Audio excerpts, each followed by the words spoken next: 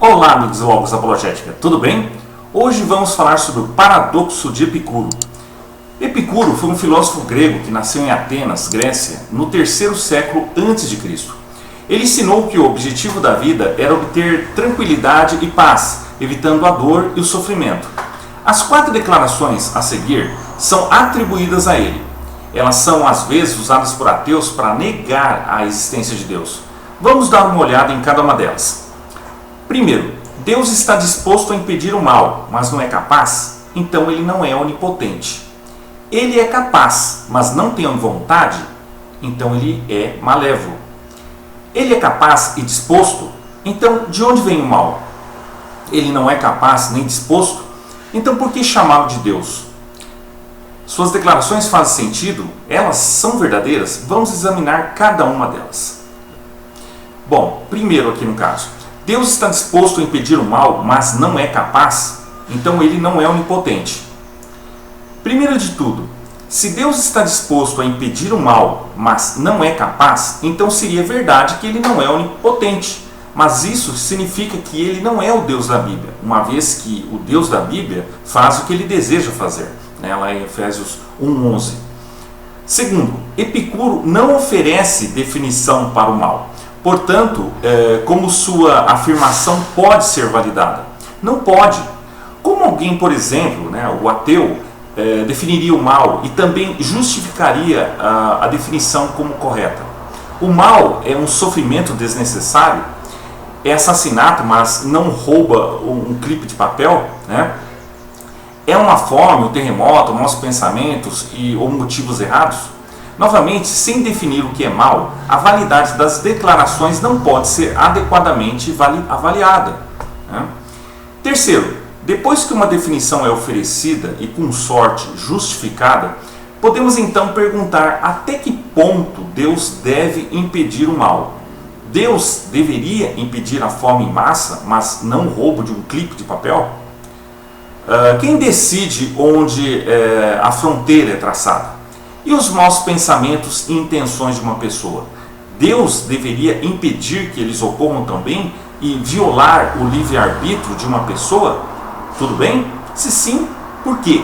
Se não, por que não? Ele é capaz, mas não tem vontade? Então ele é malévolo. Essa objeção pressupõe que se Deus pode impedir o mal, ele deveria. Mas por que Deus deve impedir o mal, todo o mal aconteça? Apenas dizer isso não faz nada. Além disso, a segunda afirmação pressupõe um tipo de absoluto moral, a saber, que o mal deve ser evitado por quem é capaz de evitá-lo. Devemos perguntar, de onde é obtido um absoluto moral universal? É composto por pessoas? É votado? Ou é apenas assumido pela fé, que é no caso, que é verdade? Isso é importante porque essa segunda afirmação pressupõe um absoluto moral. Então, como validamos a afirmação moral? É por intuição? Se sim, como sabemos que a intuição está certa? É pela lógica? Então, que silogismo lógico ou dedução é usado para requer tal obrigação moral? Além disso, há perguntas que deveríamos fazer relacionadas a essa segunda afirmação. Será que Deus pode usar o mal para um bem maior, como seria exemplificado no mal da crucificação, pela qual as pessoas são redimidas?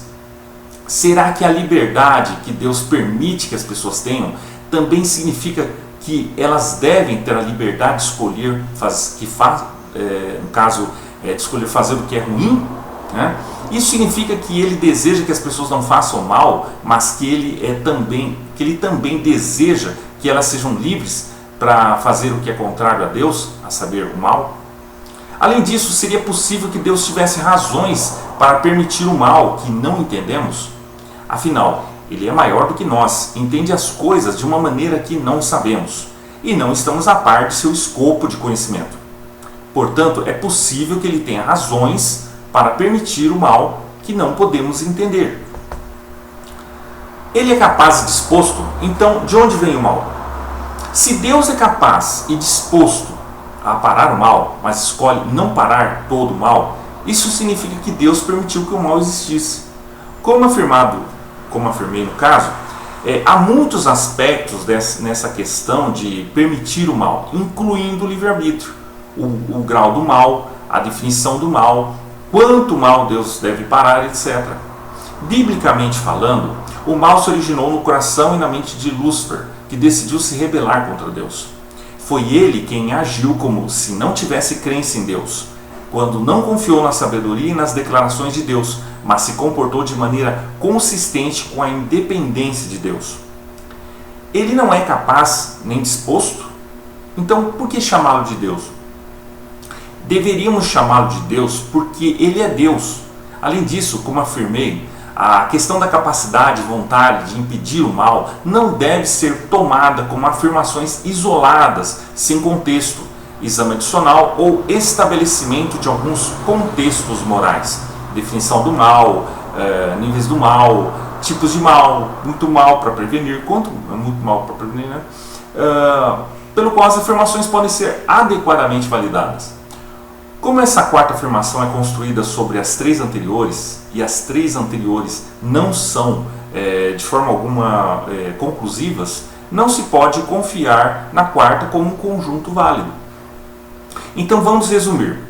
Os problemas com as declarações de Epicuro são os seguintes. Primeiro, o mal não está definido. Portanto, a avaliação das declarações não pode ser validada. Segundo, se o mal fosse definido, o que justificaria a definição como correta? Terceiro, Epicuro pressupõe um absoluto moral de que, se Deus pode impedir o mal, ele deveria. Mas, como esse absoluto moral é justificado como verdadeiro? Quarto, o problema de quanto mal, todos, a maioria, alguns, deve ser evitado, não é abordado. E quinto, o problema de impedir maus pensamentos e intenções, com a implicação de negar o livre-arbítrio, também não é abordado. Certo, pessoal? Então, se vocês aí gostaram do vídeo, curtam, comentem, compartilhem, Deixem seus comentários aí, no vídeo, que eu gostaria de ver, comentem aí, se você concordou ou não concordou, deixa aí, eu quero ver os seus comentários, certo? Divulgue aí para todos, porque vai ser muito bom, esse vídeo excelente aí no canal, certo? Então, e também quero recomendar para vocês, se vocês estão interessados em fazer um curso, excelente curso de Teologia Online, eu recomendo aqui o curso do Instituto Logos, Como tudo, nós somos bem assim, pesquisamos bem para divulgar, somos bem nesse sentido. É um curso interdenominacional excelente aí que todos podem fazer, tá? O link está na descrição do vídeo, tá bom? Um abraço!